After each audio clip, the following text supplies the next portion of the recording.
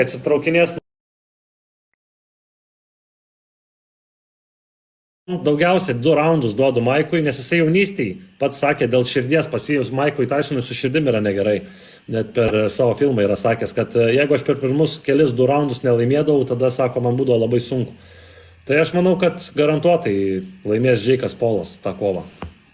Nebent pirmam raunde netyčia kokį smūgį prasileis ir Tysonas jį nukirs, bet... Bet tai tie Tysonų, tu žinai, kokį smūgiai pareina, tai eik tu nahui. Taip, bet ta prasme, tu turi pataikyti tos smūgius, kad jie pareitų, atsimink. Bet tai kiek aš, pavyzdžiui, matęs Tysonų kovas, tai kai pisdavo, tie kovotojai net jau neatsikelia kiti, nu. Taip, bet tada Tysonui buvo, žinai, 20-30 metų, o ne vos ne 60. Tysonui dabar 57 metai. Tai jo, tas amžius tai daro. Tai bet aš sakau, kai mačiau jojo kovas, tai jis ten netokius, kurio visokius išguldęs įrais. Na. Žinok, Petrai, jisai 20 metų už tave vyresnis dar. Nu tai, žinai, jau yra reikalų jam kovoti prieš 27 metų, už jaunesnį už mane net bičiuką. Na, jeigu, žinau, būtų stebuklas, kad Tysonas laimėtų, tai čia pagarba amžiui. Ne, tai čia bet kokiu atveju youtuberis gaus heito, nes jeigu jisai nupis Maiką, sakys, čia senį nupisai. Jeigu jį nupis Maikas Tysonas, sakys, tave senis nupiso. Nu, bet kokiu atveju, ta prasme, Jake'ui Paului čia nieko gero nėra, bet jisai žiūri ne į tą perspektyvą, jisai žiūri į cash, į money. Yeah. Ten vaikšto jau ne šimtai tūkstančių, ten vaikšto milijonai, ten sumas jau milijonus gali. Tai tu pats pagalvok, jeigu Maikas Tysonas jį paguldės. Čia bus pizdėts. Koks jam skirtumas? Jisai gaus kokį 30-40 milijonų ir jam pochui, toliau varys. Suprantis, čia tokios kovos yra, jos vadinasi irgi šou kovos. Lietuviai dar iki to nedagyveno, dar kai kurių mentalitetas nesupranta šito dalyko. Galvoja, kad čia dar ten, pavyzdžiui, kaip ir Jungle Kingas sako, čia cirkas, čia šou ar dar kažką. Tai čia šou ir yra, mes nesam profesionali organizacija, neprofesionalūs kovotojai, pas mus yra šou lyga, o kai sako, čia tipo kažkokį cirką daro, tai blėt, visas pasaulis tai daro, kiekvienoje šalyje, Lenkija, Rusija, ten Olandija, dabar UK turi didžiausias influencerių lygas, kur kovoja tik tais nepatyrę influenceriai, bet žmonės susirenka pilnos arenos, todėl žmonėms įdomu stebėti kovą to žmogaus, kurį seka socialinėse erdvėse jau ne pirmus metus, tarkim, tave, Petrai, seka, žiūri tavo gyvenimą, mato, kaip tu gerai, žmonės žino apie tave.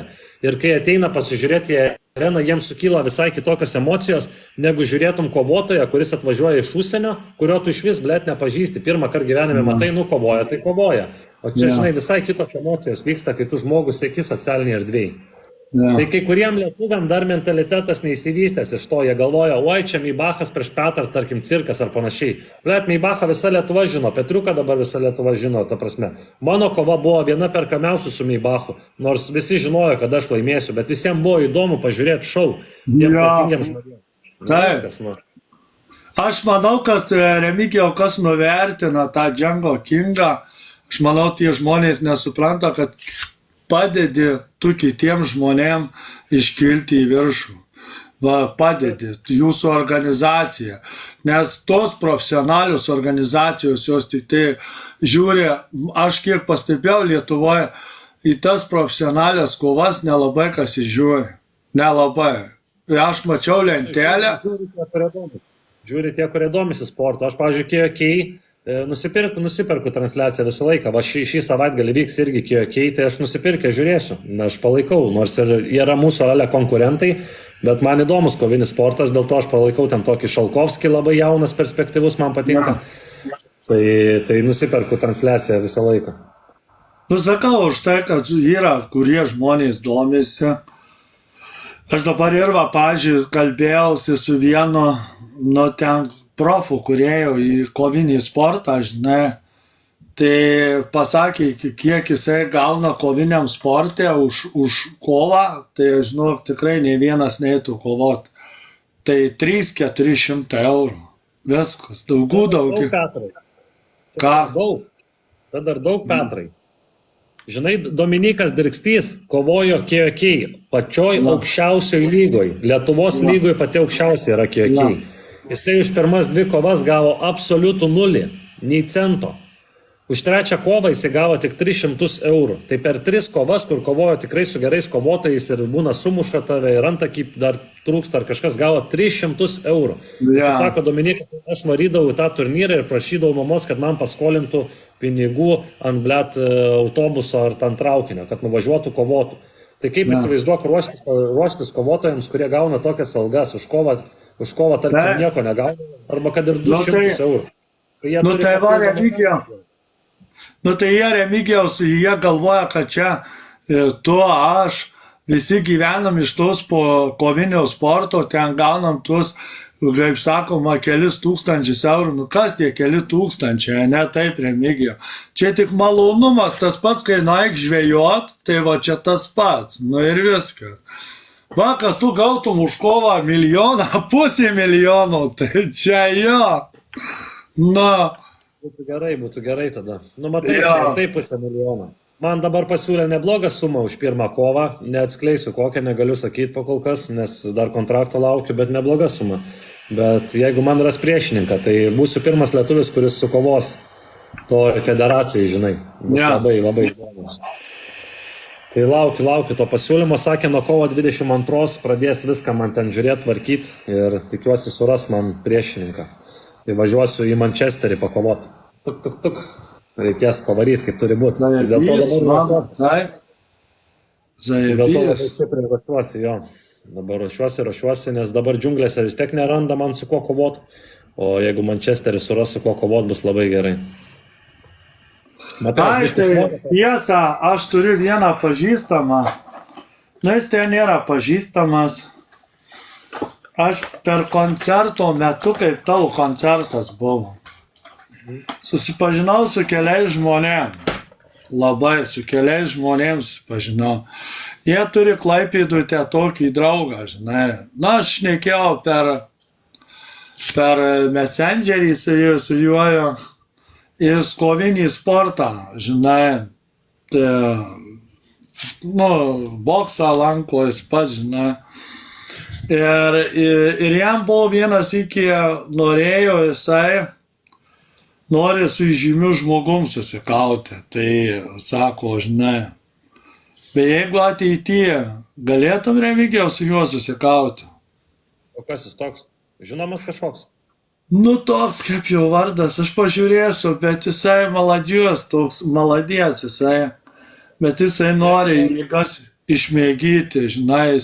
Jeigu tiesiog pasisparinguoti nori, tai bet kada gali atvažiuoti, visą laiką priimsiu. Čia problemų. Pas mane kas nori gali atvažiuoti. Jo, bet jisai, supranti, renka followerių, kad jisai vienu žodžiu, kad susikaut su populiariu žmogum, žinai, jam tam reikia. Tai aš tau sakau, žinai, yra toks dalykas, aš nežinau, aš jau paklausiu dar sykį, jeigu jisai sutiks, tai aš galėsiu, žinai, jis matosi, kad jis rimtas sportininkas tenais,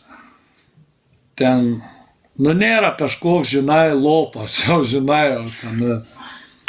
Matosi žmogus, kad galva turi gerą. Aš noriu su Petru kovoti. Čia būtų visai neblogai. Vytukas parašė, nori kovoti su tavimi. Čia visi, žinau, su manim daug kas nori kovoti. Visi daug kas nori kovoti. Aš nesuprantu, Remigijau, kiek tu gauni tų pasiūlymų kovoti. Daug turbūt gauni, ne? Aš iš vis negaunu, kaip tik, blėt. Iš vis nieks su manim nenori, Petrai, kovoti. Dėl to aš jau daugiau negu pusę metų beveik nekovoju dėl šito diržo. Nei vienas nenori su manim kovoti. O man tai kurva siūlo, blėt. Vytukas parašė, nori su tavim, Petrai, kovoti. Vytukas tai visai neblogas būtų, įdomus variantas. Ne, aš tai pasirinksiu, ką man pakovoti. Vytuką žinau Vytuką. Jie visi išpopuliarėti nori, žinau. Vytukas ir taip pas mus jau žinomas gan. Ta prasme, Instagrame neblogai. Aš galiu pasakyti, žinai ką? Pasakysiu.